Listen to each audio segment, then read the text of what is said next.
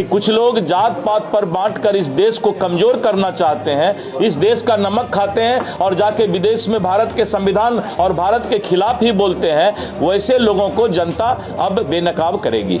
तो संविधान का जिस तरह से संविधान बाबा भीमराव अंबेडकर के सपना को खंडित करने का काम किया, कभी भी कांग्रेस ने बाबा भीमराव अंबेडकर को सम्मान नहीं दिया और उनको हर वक्त जो है बाबा भीमराव अंबेडकर को नीचा दिखाने का काम कांग्रेस और यही विपक्षी लोगों ने किया।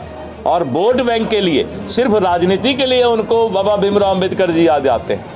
भीमराव अंबेडकर जी का परिनिर्वाण दिवस और हम लोगों ने भारतीय जनता पार्टी के सभी सम्मानित नेताओं ने, श्री तारकिशोर प्रसाद पूर्व उप मुख्यमंत्री, श्री लखनदर पासवान जी जो हमारे अनुसूचित जाति मोर्चा के अध्यक्ष हैं, श्री शिवेश राम जी जो प्रदेश के महामंत्री हैं और अन्य भगरथी देवी जी, श्री राम सिंह जी, सभी लोगों ने आज हम लोग उनको हृदय से पुष्पांजलि अर्पित किया।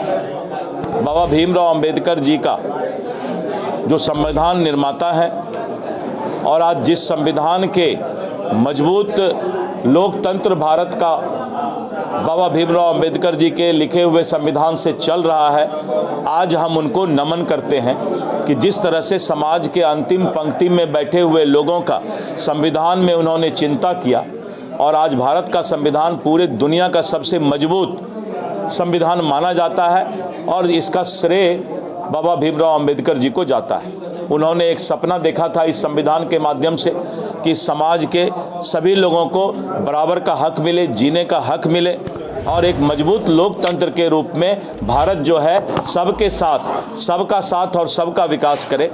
आज प्रधानमंत्री श्री नरेंद्र मोदी जी के नेतृत्व में भारत बाबा भीमराव अंबेडकर के संविधान के मजबूत आधार को लेकर वो चल रहे हैं और भारत आगे बढ़ रहा है और मुझे पूरा विश्वास है कि बाबा भीमराव अंबेडकर के सपना को श्री नरेंद्र मोदी जी के नेतृत्व में भारतीय जनता पार्टी और एनडीए पूरा करने का काम करेगी।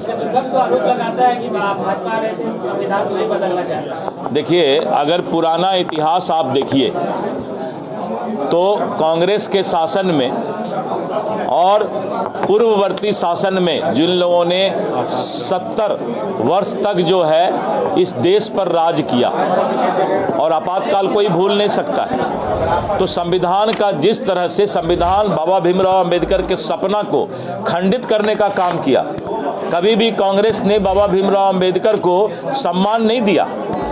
और आपको याद होगा कि अगर उनको भारत रत्न भी मिला तो जिस तरह से चंद्रशेखर जी के प्रधानमंत्रित्व काल में, अटल जी के नेतृत्व में और एनडीए के नेतृत्व में उनको भारत रत्न देने का काम किया और उनको हर वक्त जो है बाबा भीमराव अंबेडकर को नीचा दिखाने का काम कांग्रेस और यही विपक्षी लोगों ने किया।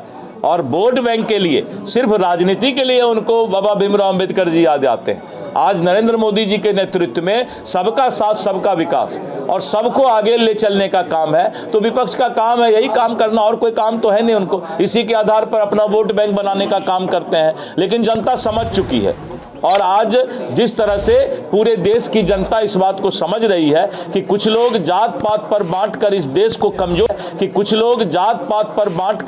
को कमजोर करना चाहते हैं, इस देश का नमक खाते हैं और जाके विदेश में भारत के संविधान और भारत के खिलाफ ही बोलते हैं, वैसे लोगों को जनता अब बेनकाब करेगी। सर, बीपीएससी के बाहर अभी लाठीचार्ज हुआ है, जो अभ्यर्थी हैं वो नॉर्मलाइजेशन का विरोध कर रहे थे।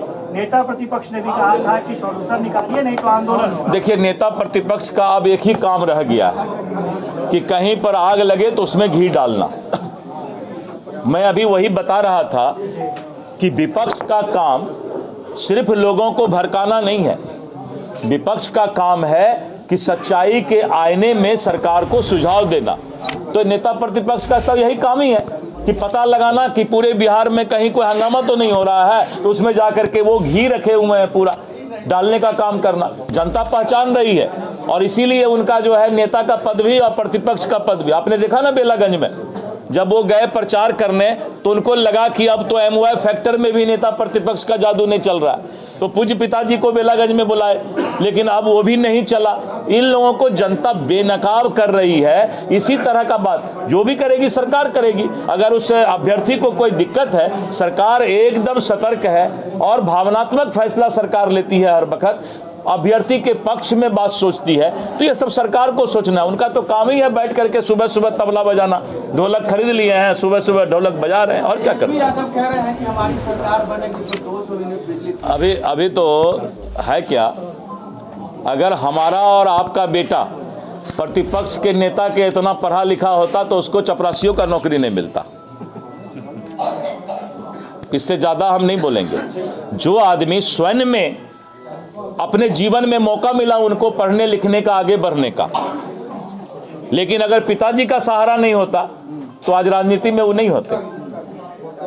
तो राजनीति में है तो पिताजी के नाम के सहारे हैं, और काम तो वो फेल हो गए, इसलिए हम लोग उनको फेलस्वी बोलते हैं। उनका नाम थोड़ा बदला हुआ है। धन्यवाद जी, बहुत धन्यवाद।